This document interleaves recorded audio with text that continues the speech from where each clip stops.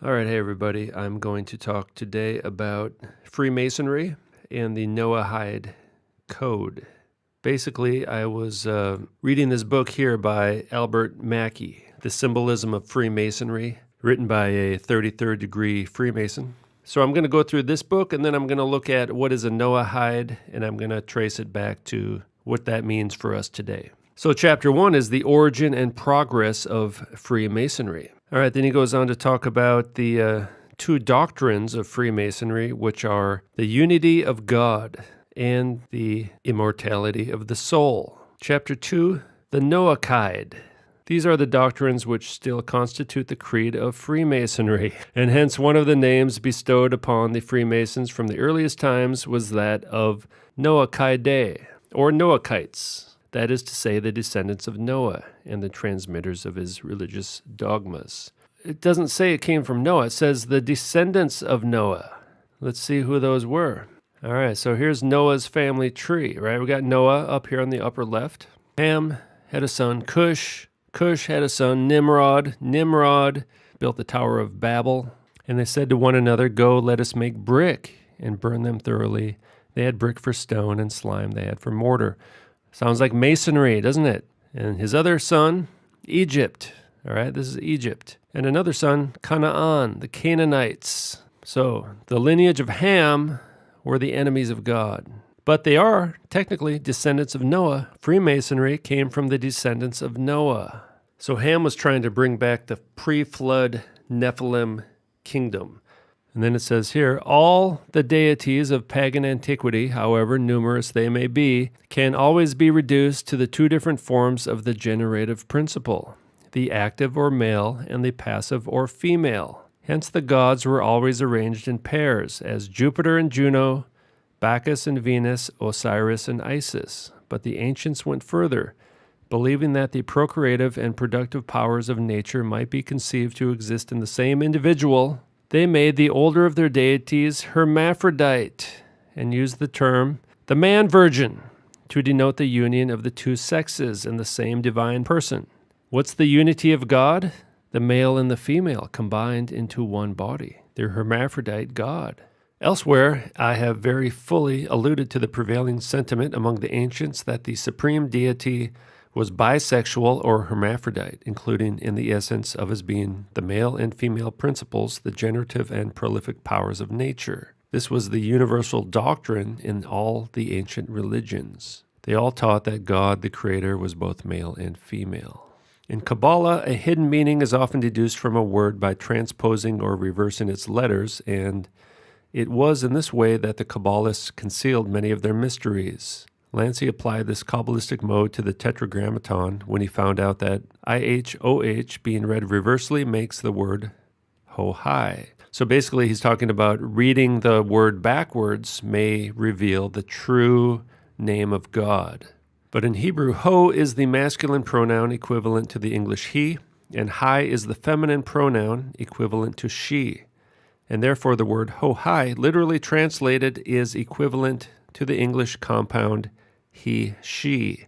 That is to say, the ineffable name of God in Hebrew, being read Kabbalistically, includes within itself the male and female principle. It's another pregnant proof of the connection between Freemasonry and the ancient mysteries. See right there, he's saying Freemasons believe that the true name of God is he, she, that God is a she-male. They're calling God a ladyboy right here, all right? And here perhaps we may begin to find some meaning for the hitherto incomprehensible passage in Genesis. No, it's not incomprehensible. It's very simple. I will explain it. Genesis 1 is a broad overview of the entire week of creation, creating everything. It's not a detailed focus on creating human beings, which we do get in chapter 2. All right, so God created man in his own image. In the image of God created he him. All right, you see that? God created him. Singular, masculine pronoun. Who could that be? It could only be Adam. It can only refer to one person, and it's in the masculine form. And this is his, another masculine pronoun. And God is always called the Father, right? Even by Jesus, called the Father all the time. Okay, now there's a semicolon. There's a little pause there, right? Male and female created he. Now, does it say him? Is this a singular pronoun? No, it's not. It's a plural pronoun. Them is talking about more than one person. Well, who could that be? Well, maybe one male and one female, perhaps. Him referring to one person in the masculine, them referring to two people, one male, one female, two people. Now, if this word here said him, we'd be in a lot of trouble, all right? But it says them, right? Male and female created he them. And this is not the complete story of the creation of Eve. We get that in chapter 2. God did not create Eve in his own image. God created Eve out of the raw materials of Adam. Created Adam in his own image. He created Eve, but it's just not in his own image. The all-seeing eye is another and a still more important symbol of the same great being. The symbol of universal nature among the Egyptians was the right-angled triangle, of which the perpendicular side represented Osiris, or the male principle, the base Isis, or the female principle, and the hypotenuse, their offspring Horus, or the world emanating from the union of both principles. So Horus is a tranny, all right? The eye of Horus is the symbol of the androgyne, which the Masonic institution assumed at the building of King Solomon's temple, in consequence of the union at that era of the pure Freemasonry of the Noachidae. Okay, now there's these people here, the Noahides, right?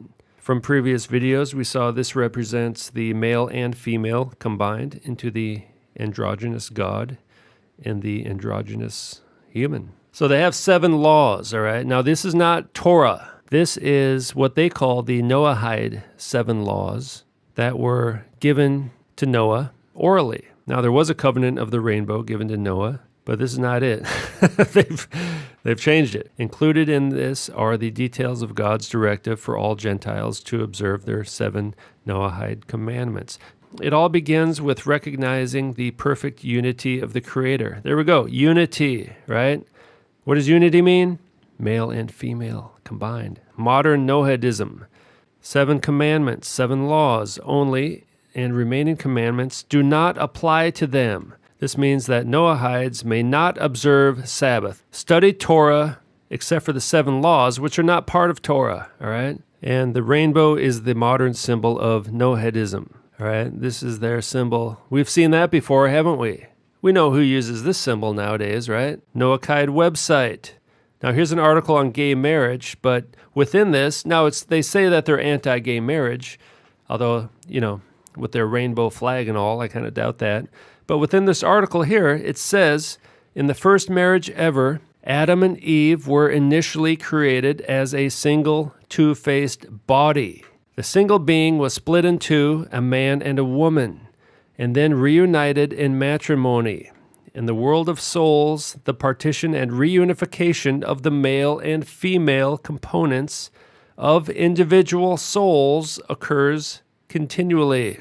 Celebrating diversity was conceived as an opportunity to unite the world by re-echoing the belief in one God as the creator of all human beings and the belief that we are all created in the divine image. What's the divine image? The male and female hermaphrodite God. This is the true meaning of harnessing diversity among different cultures. This is the foundation for our organization's goal, which to work alongside the United Nations and other partner organizations with hopes of promoting human rights and development and protecting freedom of religion. Well, their religion, 7 universal laws of Noah are means by which humanity strives to live in unity and peace. The laws of Noah, or the Noahide laws, are comprised of 7 universal laws, biblical binding upon all humanity. In 1991, a joint resolution of the United States Congress called its principles the bedrock of society from the dawn of civilization, without which the edifice of civilization stands in serious peril of returning to chaos. What is a Noahite? Definition: a Freemason who has taken the 21st degree of the Scottish Rite. 2. Freemason. Albert Mackey says Freemasons come from the Noachites. So basically the Congress said that Freemasonry is the bedrock of civilization. Okay, now this is from the IsraelNationalNews.com. The Noahide Laws, a universal code for peace and unity. Says here, all descendants of Noah, which means all of humanity, are required to follow these laws. Gentiles who actively follow the 7 laws of Noah are called B'nai Noach, or Noahides. Sometimes they are referred to as righteous Gentiles, or the pious among the nations. The Noahide laws were given to Moses and also preserved by the sages of the Talmud. All right, now here's the Jewish Institute for Global Awareness.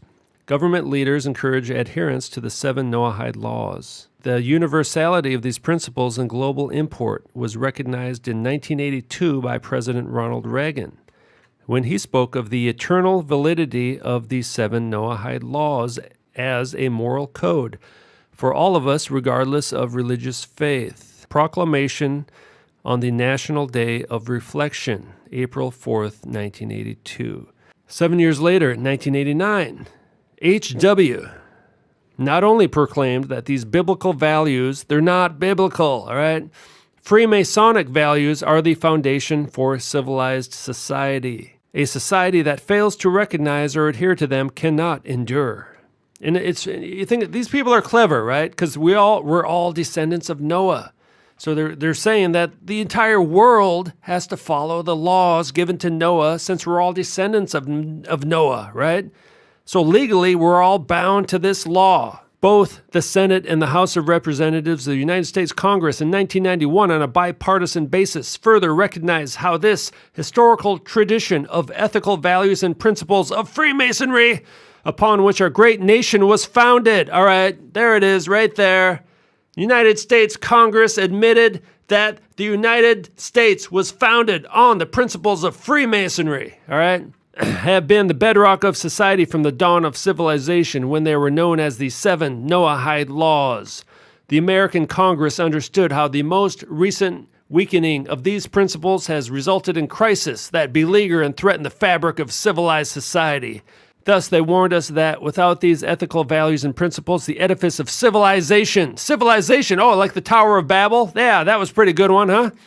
Stands in serious peril. How about the pre-flood Nephilim kingdom, huh?